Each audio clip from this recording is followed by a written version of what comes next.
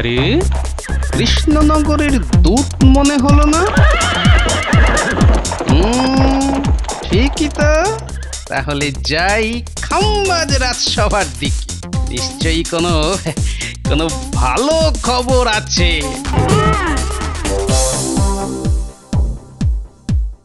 তাহলে এবার কি হবে মন্ত্রী? কি আবার হবে? কি আবার হবে? কৃষ্ণনগরের মহারাজ যখন বলেছেন তখন গোপালকে ছেড়ে দিন। মানে বলছিলাম কি মহারাজ, ছেড়ে দেব বললেই কি ছাড়া যায়? না মানে তাহলে আপনার বিচার ব্যবস্থার অবস্থা তো আবার সেই আগের মতনই ঝুলে লাট হয়ে যাবে। তবু গোপাল খাম্বাজ রাজ্যের অতিথি, তাকে তো আটকে রাখা যায় না। এই মা, এই আটকে কেন রাখবেন মহারাজ? গোপালকে ছেড়ে দিন, কিন্তু কিন্তু ওর গাড়িটাকে আটকে রেখে দিন ব্যাস। বুঝেছি। কেন কেন কেন কেন? আর ঘুড়ি গাড়িটাকে আটকেই বা রাখবে কেন ভগবান? বাহ, গোপাল আপনার অতিথি, কিন্তু কিন্তু ওর ঘুড়ি গাড়িটা তো আর খাম্বাজ রাজ্যের অতিথি নয়। তাই ওই গাড়িটা আর গোপাল নিয়ে যেতে পারবে না। আর তাহলেই গোপালের এ রাজ্য থেকে যাওয়া আপাতত চিচিং বন্ধ। বাবা বাবা বাবা, ভগবান তুমি তো বেড়ে বুদ্ধি বার করেছো। কি দূত, শুনলে তো মহারাজের আদেশ? তাহলে আর দাঁড়িয়ে থেকো না, যাও যাও যাও যাও, তাড়াতাড়ি মহারাজ কৃষ্ণচন্দ্রকে গিয়ে খবরটা দাও, যাও যাও।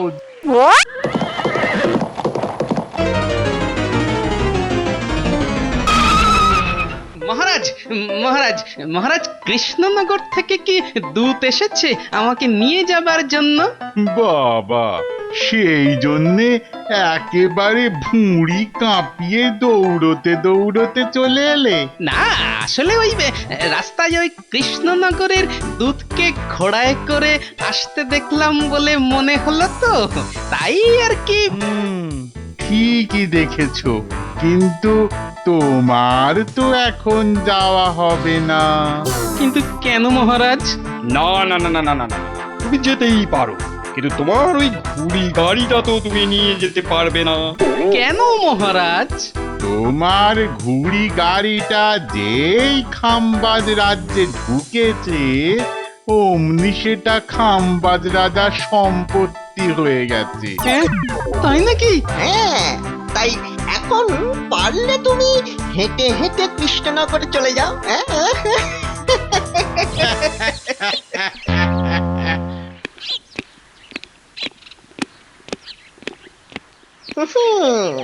বেটা টেকো, এবার কেমন জব্দ? তাহলে গোপাল, কি ঠিক করলে? হেঁটে হেঁটেই কৃষ্ণনগর চলে যাবে, তাই তো? হ্যাঁ ভাই, তুমি যদি আমার সঙ্গে হাঁটো তাহলেই যেতে পারি। তোমার মতো ভুঁড়িবাজের সঙ্গে হাঁটতে আমার বয়েই গেছে। বেটা, ভগবানকে এমন টাইট দেব যে নিজের নামই ভুলে ভূত হয়ে যাবে। কিন্তু কিন্তু সে তো না হয় হবে। এখন ওই ঘুড়ি গাড়িটা বাগানো যায় কিভাবে কিভাবে? সেটাই তো চিন্তা। ঘুড়ি গাড়িটা বাগানো যায় কিভাবে?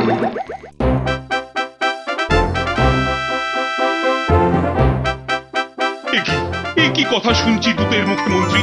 এবার এবার তাহলে গোপাল ফিরবে কি করে? গোপাল ঠিক জব্দ হয়েছে। কি হলো? আরে কিছু একটা বলো। হ্যাঁ না মহারাজ, কিচ্ছু চিন্তা করতে হবে না। ও গোপাল ঠিক এক কায়দা বার করে ফেলবে। একদম ঠিক মহারাজ, গোপালের যা ভীষণ বুদ্ধি না, ঠিক ওর ভুঁড়ির মতো। সে বলছো বটে, কিন্তু আমার চিন্তা তো আরো বেড়ে গেল। কি গোপাল, তাহলে কিভাবে কৃষ্ণনগরে যাবে ঠিক করলে? আগে না মহারাজ, ভাবছি এখন যাব না। বাবা বাবা, তাহলে তো ভালোই হলো। কি বলো মন্ত্রী? সে আর বলতে, আমাদের সব জমে থাকা বিচারগুলো এক এক করে গোপাল সব করে দেবে। সে দেব, কিন্তু ওই তার আগে আপনি যদি আমাকে আপনার ঘুড়ি গাড়িটা দান করে দেন মহারাজ। মহারাজ তোমাকে করবেন দান? হাসালে গোপাল। মনে হচ্ছে তোমাকে পাগলা কুকুরে কামড়েছে। না না গোপাল, কোনো কারণ নেই। কেন শুধু শুধু তোমাকে আমি ঘুড়ি গাড়ি দান করতে যাব? বটে, সবাই দেখছি মিলে আছে। অবশ্য তুমি যদি কিনে নিতে চাও গাড়িটা, তবে গাড়ি তোমার হতেই পারে। তাই নাকি? কিন্তু দাম জানো কত? হ্যাঁ, 10,000 টাকা। হ্যাঁ? হ্যাঁ গোপাল, চোখ যে একেবারে ছানা বড়া হয়ে গেল গো। আছে নাকি? হ্যাঁ, অত টাকা গোপাল আছে? মানে মানে ওই এত মাথা চুলকে লাভ নেই। ও গাড়ি কেনার কথা মাথা থেকে ঝেড়ে ফেলো তুমি, বরং কাল থেকে বিচারের কাজে লেগে পড়ো। বিচার তো তোমাদের করবই, আগে আগে যা বলবেন। তাহলে গোপাল, তোমার আর কৃষ্ণনগর যাওয়া হলো না গো? হ্যাঁ, সেই তো দেখছি। মনে হচ্ছে আমাকে এই খাম্বাজ রাজ্যেই শেষমেশ পচে মরতে হবে। এইবার গোপাল আচ্ছা জব্দ হয়েছে। পেয়েছি এবার। আচ্ছা ভগবান, ওই খাম্বাজ মহারাজ কি দান ধ্যান কিছুই করেন না? হ্যাঁ, করেন তো, করেন করেন। প্রত্যেক শনিবার উনি প্রাসাদের বাইরে দাঁড়িয়ে থাকা ভিখিরিদের 1-2 টাকা দান করেন। ওহ, দারুণ দারুণ। কে গোপাল, এই শেষে ভিখারিদের দলে ভিড়ে মহারাজের কাছে ভিক্ষে চাইবে নাকি? না মানে সে চাইতেই পারো, তবে গাড়ি কেনার জন্য 10,000 টাকা তুলতে তোমার তাহলে সারা জীবন লেগে যাবে।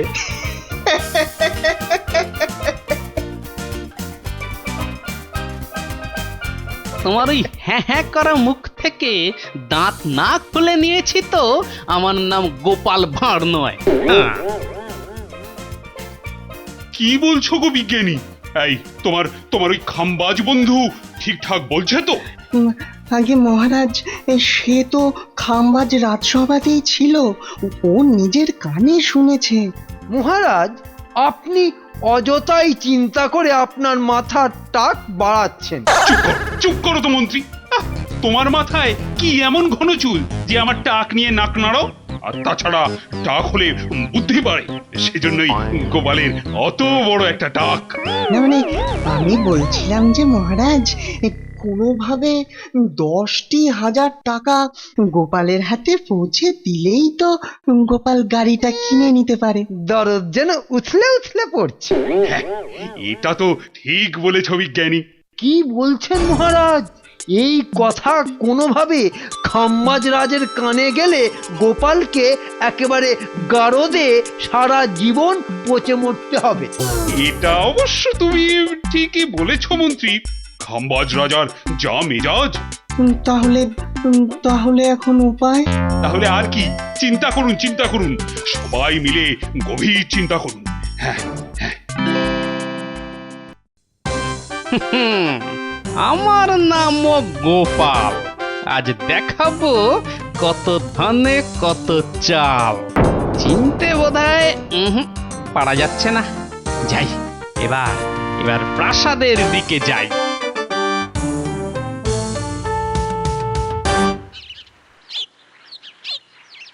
ঠাকুমা, দাদু কবে ফিরবে গো? জানি না রে, মনটা বড় টানছে। একা মানুষ বিদেশ বিভুঁইয়ে। ও তুমি কিচ্ছু চিন্তা করো না, দাদুকে কেউ কিছু করলে এক ঘুষি মেরে তার নাকটা আমি ফাটিয়ে দেবো। যা তোরা, যা খেলগে যা, দাদু বাড়ি ফিরলে খবর দেব। হে মা কালী, রক্ষা করো, রক্ষা করো মা কালী, রক্ষা করো।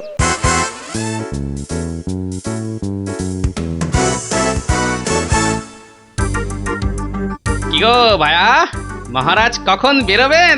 বেরোবে বেরোবে, অত তাড়াহুড়ো করলে চলে? ওই তো, জয় খাম্বাজ মহারাজার জয়, জয় খাম্বাজ মহারাজার জয়। এবার আমার পালা। জয় হোক মহারাজের। এ কি মাত্র 1 টাকা? কেন হ্যাঁ, ক টাকা চাস তুই? না, এত জোরে জয়ধ্বনি দিলাম তবু 1 টাকা। তাই বলছিলাম যে মহারাজ। আচ্ছা আচ্ছা, এই নাও আরেক টাকা। ভিখারিটাকে কোথায় যেন দেখেছি মনে হচ্ছে।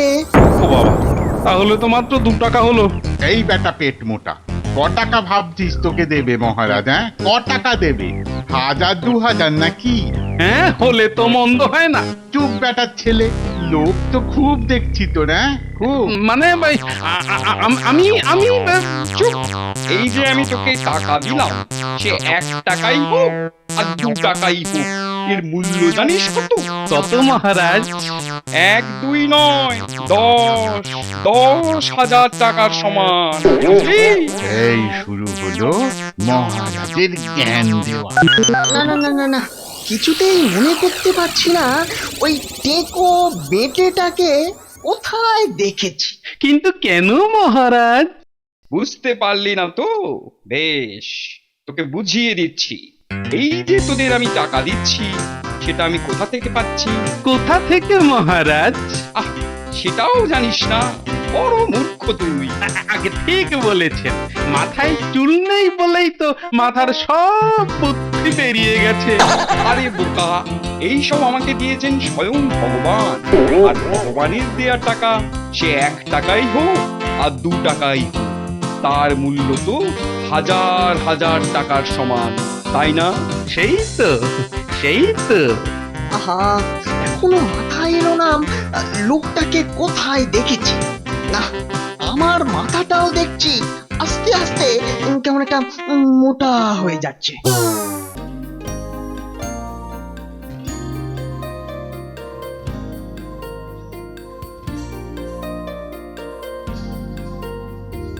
আরে ও গোপাল গোপাল গোপাল, অত তাড়াহুড়ো করে কোথায় চলেছো? রাজসভায়। হ্যাঁ, তোমার তো এখন বাকি জীবন ওই খাম্বাজ রাজসভাতেই কাটাতে হবে, তাই তাড়াতাড়ি যাওয়ার অভ্যাস করাই ভালো। তুমিও চলো, দরকার আছে। আমাকে আমাকে আবার কি দরকার? সেটা সভাতে গেলেই দেখতে পাবে চাঁদু। হ্যাঁ, বেশ বেশ, চলো তবে।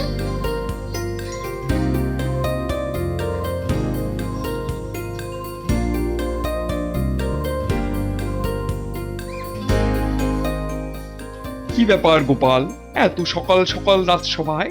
না, আবার আবার আমাকেও ধরে নিয়ে এলো মহারাজ। অনেকে ভেবে দেখলাম মহারাজ যে আমার থুরি আপনার ঘুড়ি গাড়িটা কিনে নেওয়াই ভালো।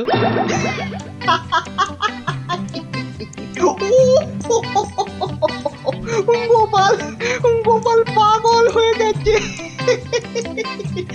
গোপাল পাগল হয়ে গেছে। বাহ বাহ বাহ বাহ বাহ, তুমি তাহলে গাড়িটা কিনে নিয়েই কৃষ্ণনগরে যাবে ঠিক করেছো? হ্যাঁ মহারাজ। তা 10,000 টাকা জোগাড় হয়েছে? হ্যাঁ মন্ত্রী মশাই। তাহলে টাকাটা মহারাজকে দাও। সবার সামনে মানে ওই উফ, এত মানে মানে না করে মানে মানে টাকাটা বার করো তো দেখি বাছাধন। সব জারি জুরি তাহলে এখনই তোমার খতম হয়ে যাবে। এই যে মহারাজ, 2 টাকা থুড়ি, 10,000 টাকা। গোপাল, তুমি কি আমার সঙ্গে ইয়ার্কি করছো নাকি? না মহারাজ, এই তো আপনার গাড়ির দাম 10,000 টাকা। ফাজলামো হচ্ছে, ফাজলামো হচ্ছে। 2 টাকা দিয়ে বলছো 10,000 টাকা? তুমি ঠিকই বলেছো ভগবান, গোপাল বেটা বাড়ি আর যেতে পারবে না। এই ভেবে ভেবে একেবারে পাগল হয়ে গেছে। না না না, একেবারেই না। আমি ঠিক দামই দিয়েছি, 10,000 টাকা। এই কে আছিস? গোপালকে আমার সঙ্গে ইয়ার্কি মারার জন্যে এক্ষুনি গারদে আটক কর। এই কি মহারাজ, আপনিই তো কালকে বললেন ভগবানের দেওয়া সে 1 টাকাই হোক আর 2 টাকাই হোক তার দাম হাজার হাজার টাকার সমান। মানে? হ্যাঁ মহারাজ, আমি কালকের সেই ভিখারি, আর এই সেই 2 টাকা যাকে আপনি বলেছিলেন 10,000 টাকা। হায় হায় হায় হায় হায়, এই কি সর্বনাশ, দেখো কি সর্বনাশ! এতক্ষণে বুঝতে পারলাম ওই কালকের ভিখারিটা এই গোপালই ছিল। তাহলে মহারাজ, আপনার গাড়ির দাম আপনি পেয়ে গেছেন। এখন দয়া করে গাড়িটা আমাকে দেন, তাহলে আমি কৃষ্ণনগর রওনা হতে পারি। মন্ত্রী, গাড়িটা বজ্জাতটাকে দিয়ে দাও।